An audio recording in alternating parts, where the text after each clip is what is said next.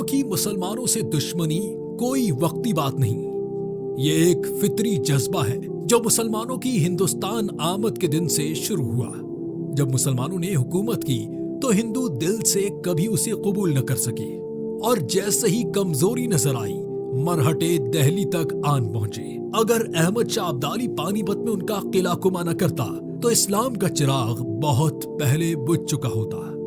फिर आए अंग्रेज, लेकिन हिंदू की नफरत रुकी नहीं, बल्कि उसने रूप बदला।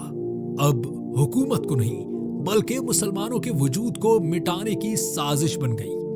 हिंदू चाहता है कि मुसलमान हिंदुस्तान में रहे तो सिर्फ शूद्र बनकर रहे, वरना वापस जाओ जहां से आए थे। ये जंग आज नहीं लड़ी जा रही, ये 300 साल पुराना ऐलान जंग है जिसे आज भारत ने अमली शक्ल दे दी है।